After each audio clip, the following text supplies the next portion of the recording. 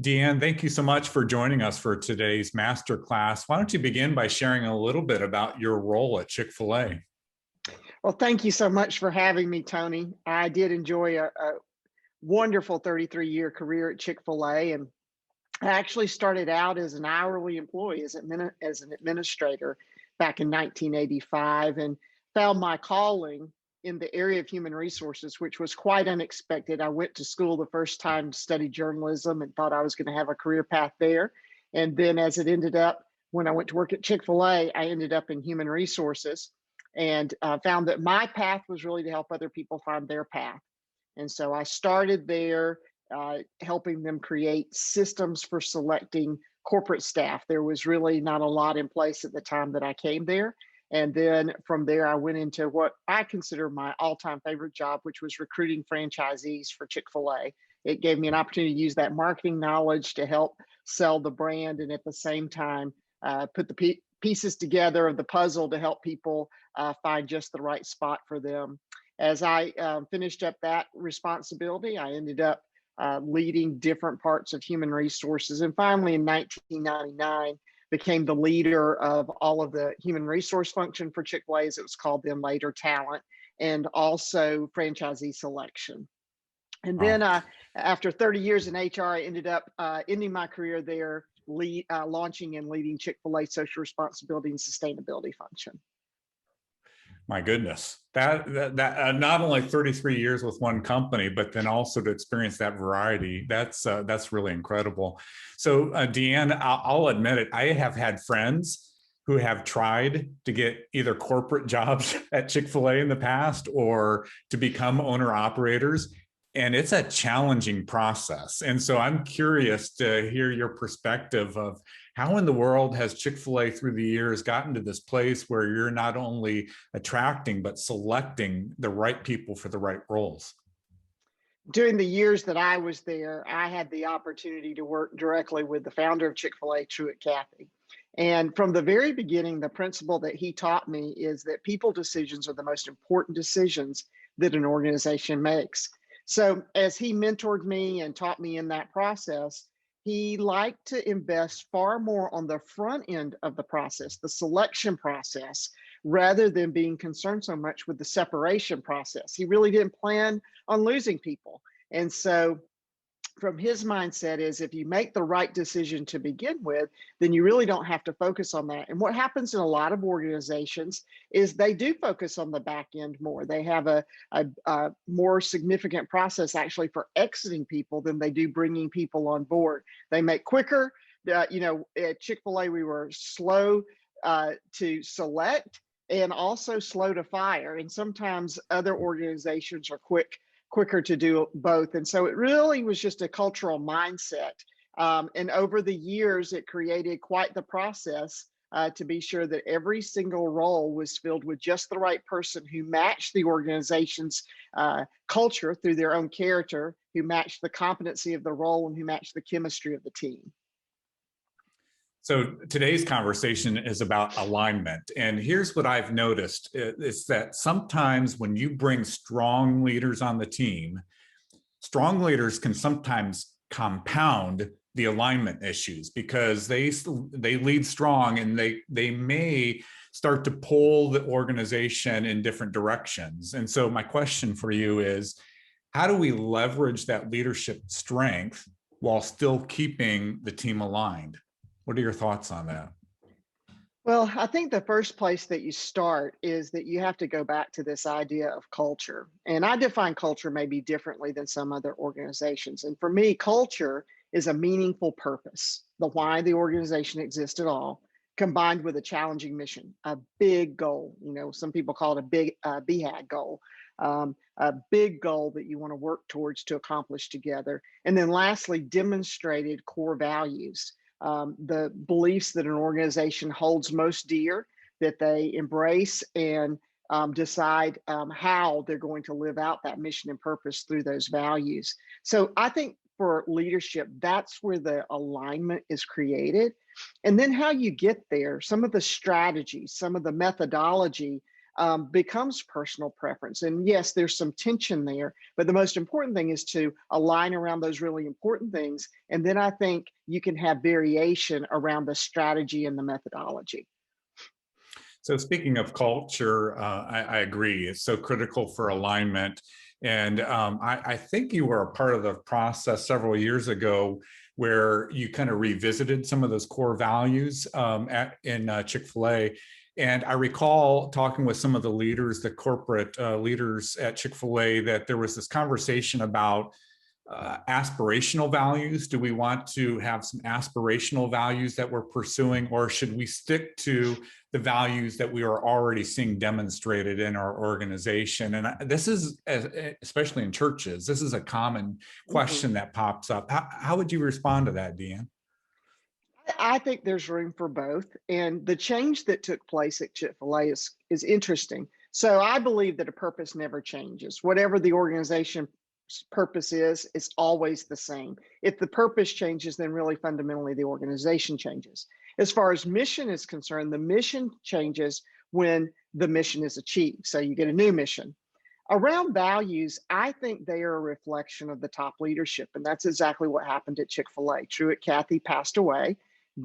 His son Dan took over. And so those values, while very much there was buy-in from a very large part of the organization, the whole organization was involved in defining those, certainly reflected him as a leader. And they weren't that different from his dad. And it didn't mean that those values of integrity, generosity, loyalty, and excellence that we had under Truett went away. They still were part of, as you said, those were the core values.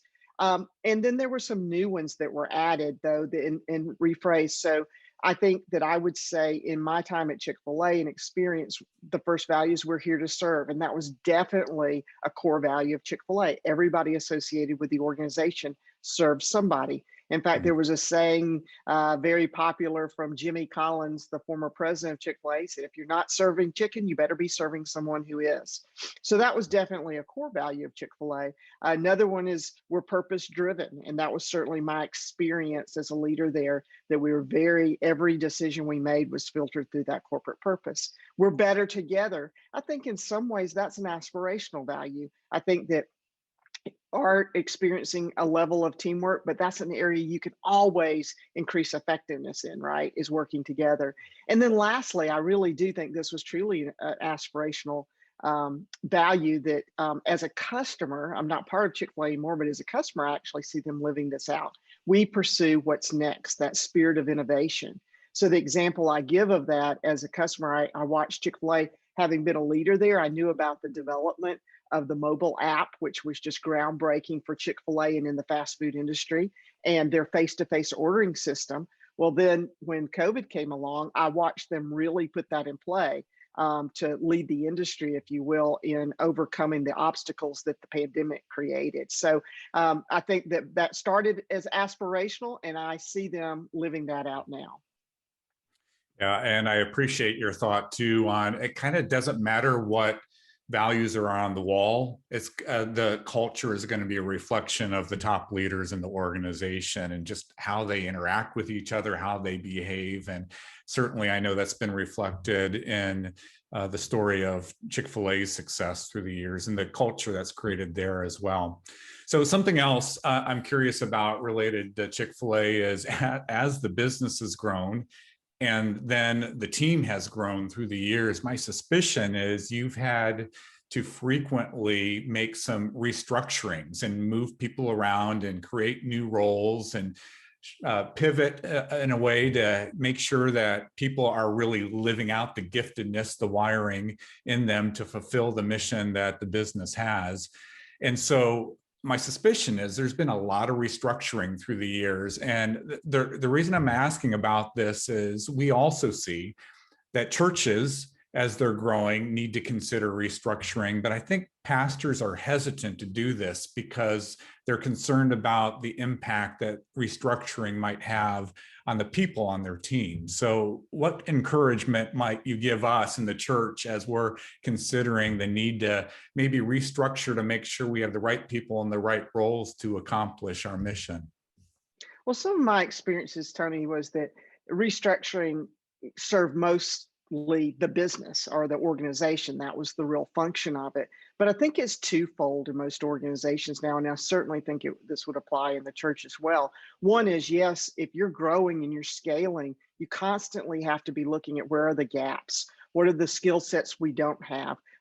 Where are people working that they're not able to contribute at the highest level, but if we moved them to somewhere else, they might be able to do that? What is our succession plan, and what are we doing to grow for the future and offering opportunities, which sometimes drive a restructuring plan? So all those are reasons organizations do it. But here's the other part of this is that now that millennials make up the majority of the workforce, and right behind them is Gen Z. And a big part of why they choose to join and stay in an organization is the opportunity to grow, the career development path. So you almost have to create that to keep them engaged and interested. They want the variety of moving, even sometimes if it's the lateral moves, to gain different experiences and be able to contribute differently. So I think that why we don't want to restructure is we get very comfortable. It's like so-and-so is doing a great job at that. I mean, I even look at my own experience, and I'd had 30 years experience in HR when I moved to sustainability, but it was a twofold great decision for the organization. Number one, there was a lot of talent underneath me that it gave them a new opportunity, it gave the organization a new look at things.